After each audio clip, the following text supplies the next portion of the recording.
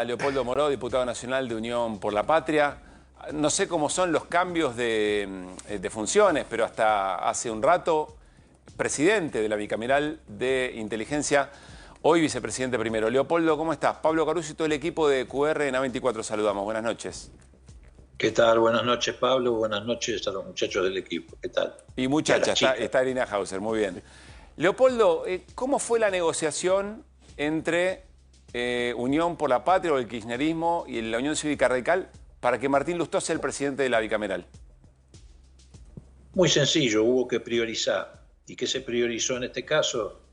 El control democrático, es decir, garantizar o intentar garantizar para los ciudadanos que su privacidad y su decisión de actuar en algún partido político, en algún gremio o ostentar determinada religión o raza, no signifique que los organismos de inteligencia, que por su propia naturaleza tienen mucho poder, invada esa privacidad o, lo que es peor, persiga o hostigue a alguien precisamente por razón de su pertenencia política, ideológica o lo que fuere.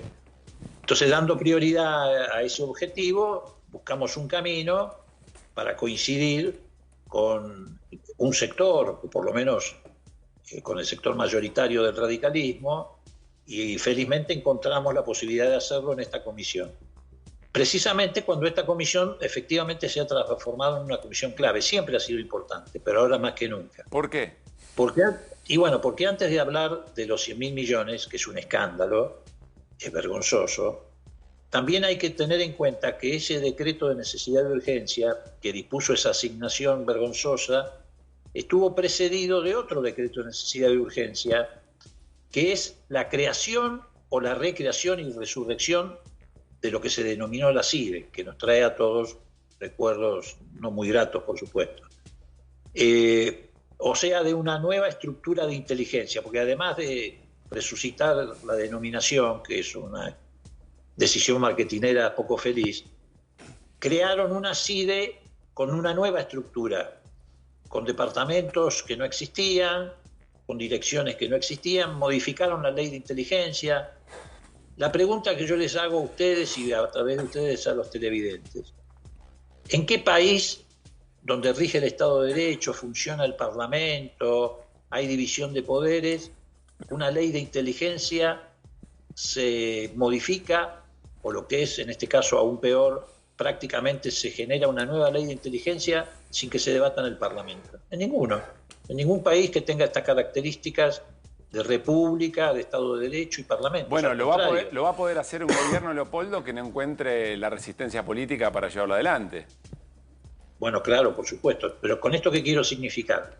Nosotros vamos, en primer lugar, por el decreto que resucitó la CIDE y creó una nueva estructura de inteligencia al margen del Parlamento.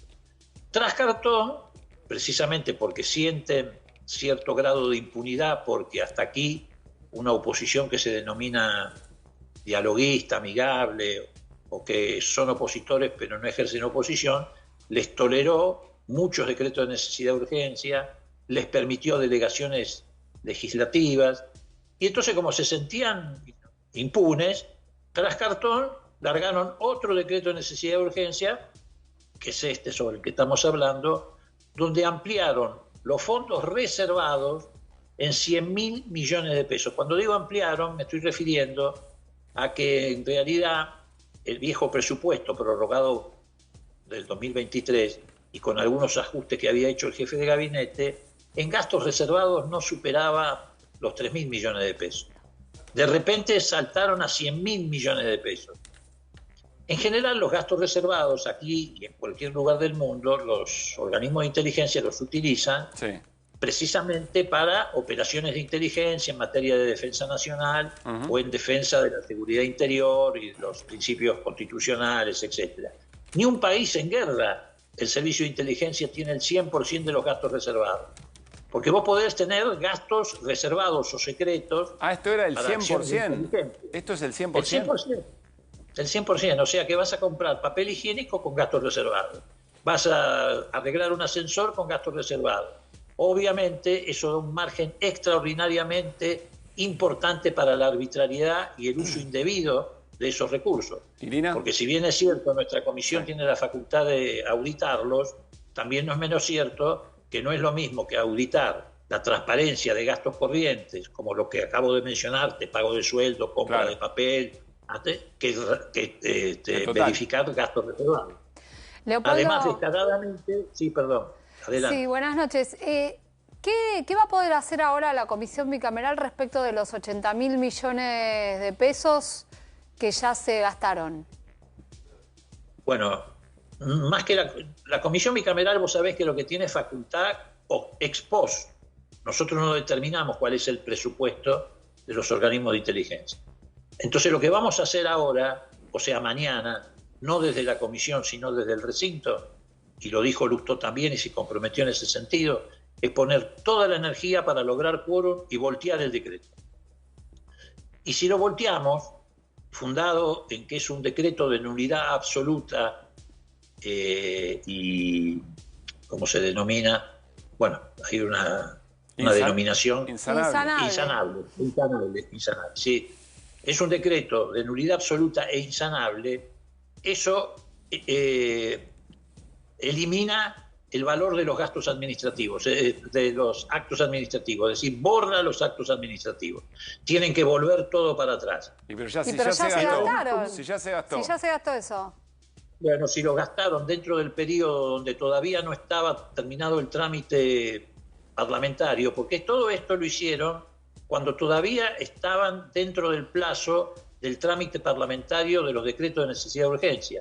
Por eso se apuraron a gastar todo, o mejor dicho, estos 80.000, que representa el 78% aproximadamente de los gastos reservados, antes del 14 de este mes, porque el 14 vencía el plazo en el que cae la primera etapa del tratamiento de los decretos. Pero ¿podría haber algún delito, malversación de fondos, no sé? Pero por supuesto. Si no los reintegran, hay malversación de fondos sin lugar a dudas. Se pueden reintegrar. Claro, se puede reintegrar, pero si no los, porque hay actos administrativos. Después van a tener una discusión si es que eventualmente, por ejemplo, lo gastaron con algún proveedor, tendrán la discusión con el proveedor, pero han incurrido en una malversación de fondos y en actos indebidos de la función pública. Por eso la desesperación que tienen hasta este momento, hasta hace unas pocas horas, antes de que iniciáramos esta charla, desde Casa de Gobierno estaban llamando desesperados a todos los gobernadores de todo signo político para que sus diputados mañana no bajen al recinto. Estuvo Agos Carreño recién, el diputado de Encuentro Federal, nos contaba lo mismo, pero bueno, tenía la vocación del espacio de bajar, ¿no? Leopoldo, Es que deberían bajar, Pablo, todos los espacios políticos, porque este no es un tema que está en la grieta kirchnerismo-antikirchnerismo. Este es un tema que está en la grieta democracia versus autoritarismo. Por eso hoy hicimos lo que hicimos en la comisión bicameral. Por eso hoy unimos fuerzas con aquellos que están de acuerdo en imponer un límite democrático a estos abusos de poder.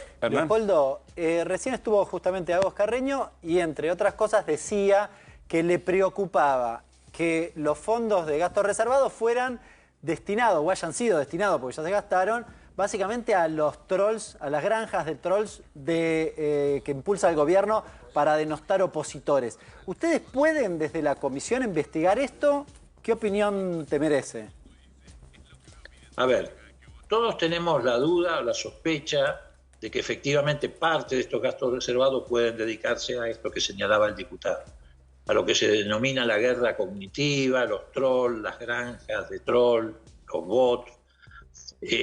Todos sabemos además que hoy la inteligencia no es aquella vieja película donde un señor con un piloto chambergo y un diario debajo del brazo y una pipa te seguía por la calle. Hoy la inteligencia básicamente, el 99%, circula precisamente a través de las redes sociales, la inteligencia artificial, etc. Por eso nosotros estamos muy preocupados, porque nuestra preocupación va mucho más allá incluso de este decreto. Nosotros creemos que este decreto es una pieza en una estructura donde se pretende llevar a la Argentina a un estado de excepción e imponer un modelo autoritario, más allá de la legitimidad de origen del gobierno. Nosotros unimos este decreto, por ejemplo, a la reforma que está intentando el gobierno, que creo que mañana la va a ir a defender el ministro de Defensa si es que no hay sesión, porque si hay sesión no se pueden reunir simultáneamente las comisiones, Sí. a la Ley de Seguridad Interior para que las Fuerzas Armadas vuelvan a ser protagonistas en la calle de procesos represivos. Cada vez que pasó esto en la Argentina, en la historia argentina terminó en una tragedia para el pueblo argentino y en un enorme desprestigio para las Fuerzas Armadas. Pero esta gente viene con las viejas recetas del pasado, porque esto se aplicó en el pasado en muchas oportunidades y terminó como terminó. Fernando. Y además, Moro. también lo vinculamos a la visita que hicieron algunos diputados a Campo de Mayo o a Ezeiza, porque ¿cómo le vas a pedir a las Fuerzas Armadas que vuelvan a ese rol con los genocidas presos?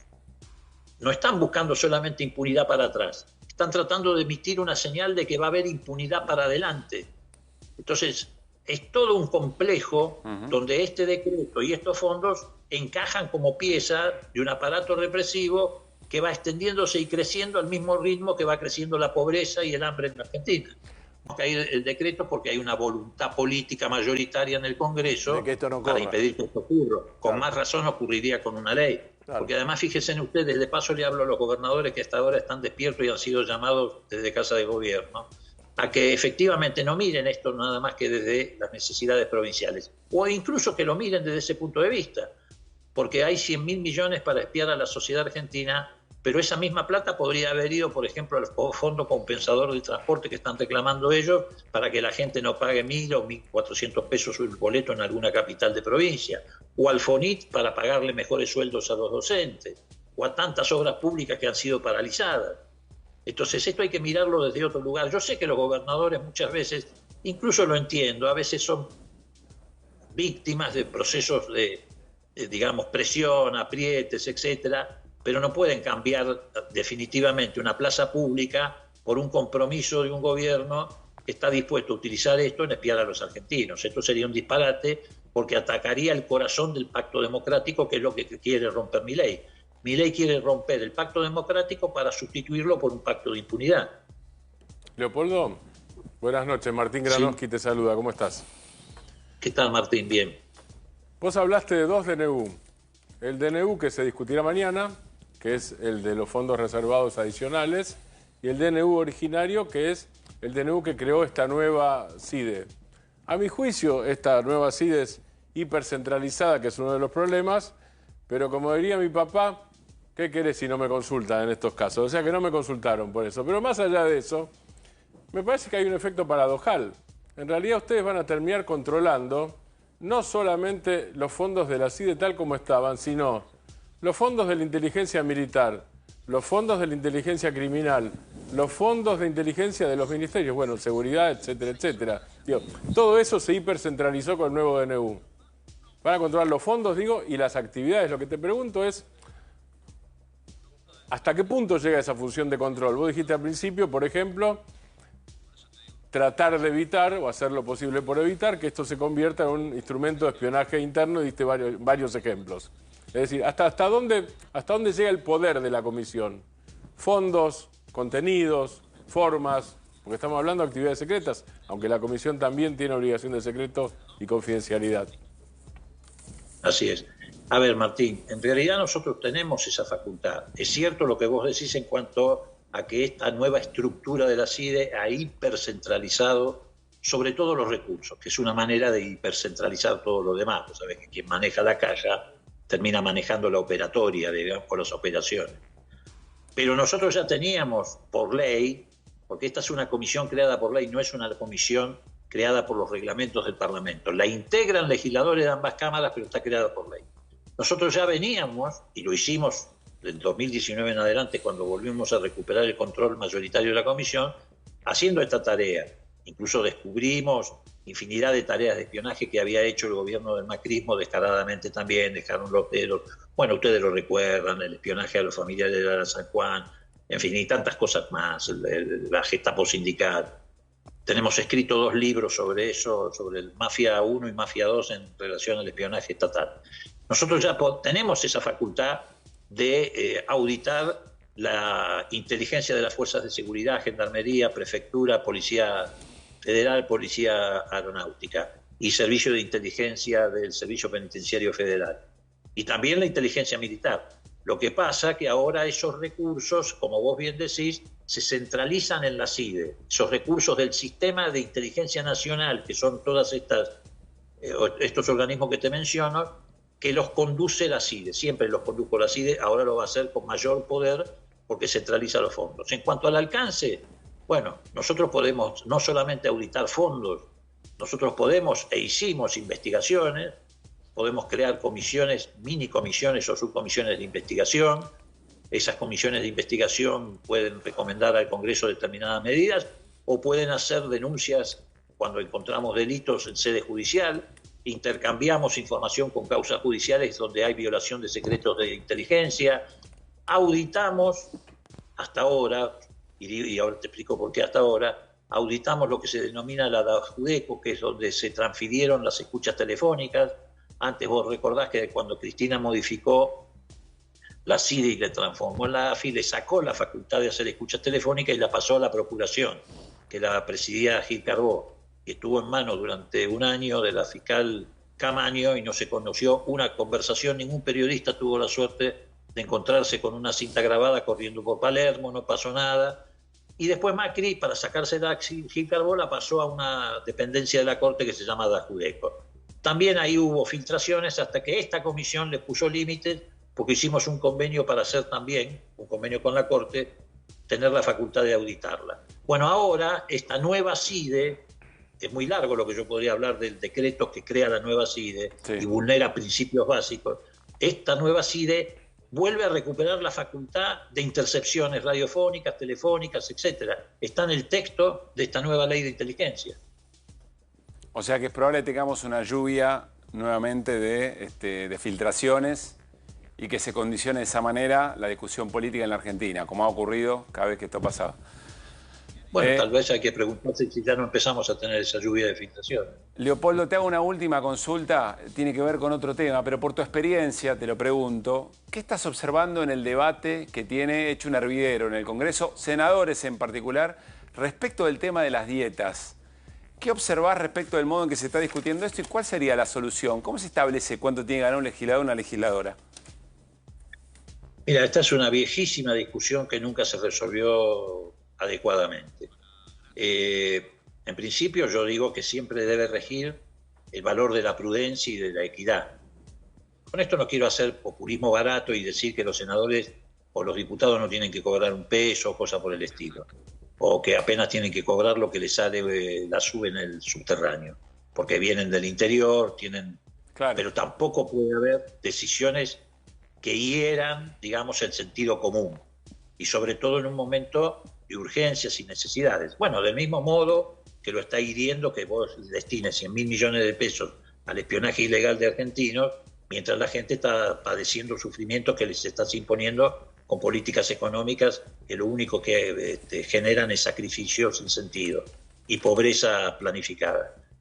Entonces creo que hay que buscar un mecanismo de transparencia, tal vez puede ser establecer para todos los poderes del Estado un techo, un mínimo y un techo para todos, de modo tal de que las cabezas de esos poderes del Estado, Corte Suprema, Poder Ejecutivo y Poder Legislativo, tengan un salario común, por decirlo de alguna manera, un ingreso común. Claro. Pero bueno, me parece que hay que buscar un camino de ese tipo, porque si no, ¿qué termina sucediendo? No solamente que se rompe el sentido común y se hiere la sensibilidad de la sociedad, sino que además encima se hace en la oscuridad. Claro. Y eso genera también más sospechas. Entonces, y se deslegitima la política, que es otro elemento, ¿no? Claro, pero vos fíjate qué círculo vicioso, ¿no?